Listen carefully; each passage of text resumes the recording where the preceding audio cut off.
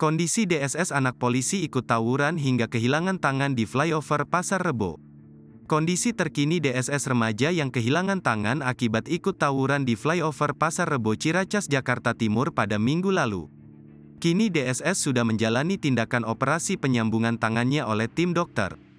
Hal tersebut disampaikan oleh Kapolres Metro Jakarta Timur Kombes Nicholas Ari Lilipali dalam konferensi pers di kantornya melansir dari Kompas.com, Kamis, tanggal 1 Februari tahun 2023. Diketahui DSS termasuk kelompok remaja yang terlibat aksi tawuran.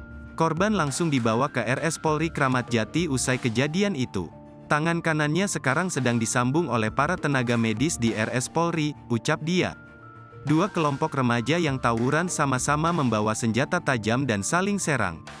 DSS terkena imbas yang paling parah. Kondisi DSS kini sudah sadar, bahkan DSS mengungkapkan penyesalnya kepada sang ibunda. Ia meminta maaf kepada sang ibu yang diketahui berprofesi sebagai polisi.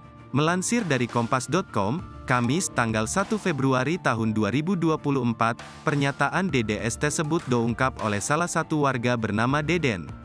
Korban sudah sadar, sudah bisa ngomong, maafin aku ya, mah, masa depanku hancur, kata warga yang bermukim di sekitar kediaman korban saat ditemui Kompas.com di kediamannya di Ciracas, Jakarta Timur, Rabu, tanggal 31 Januari tahun 2024, malam. Via Kompas.com, Deden sudah menyambangi RS Polri Kramat Jati, tempat DSS dirawat, Selasa, tanggal 30 Januari tahun 2024, malam.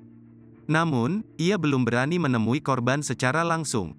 Deden merasa belum siap untuk menemui DSS dengan kondisinya saat ini. Meski begitu, ia menyempatkan diri untuk mengobrol dengan keluarga korban. Berdasarkan keterangan mereka, alat bantu pernapasan yang sebelumnya dipakai DSS akan dilepas. Diajak ngobrol baru sekarang nyambung, kemarin-kemarin belum, ucap dia. Terkait permintaan maaf DSS kepada sang ibunda, korban menyesal karena sebentar lagi akan mengikuti tes akademi kepolisian. Download Tribun X sekarang, menghadirkan lokal menjadi Indonesia.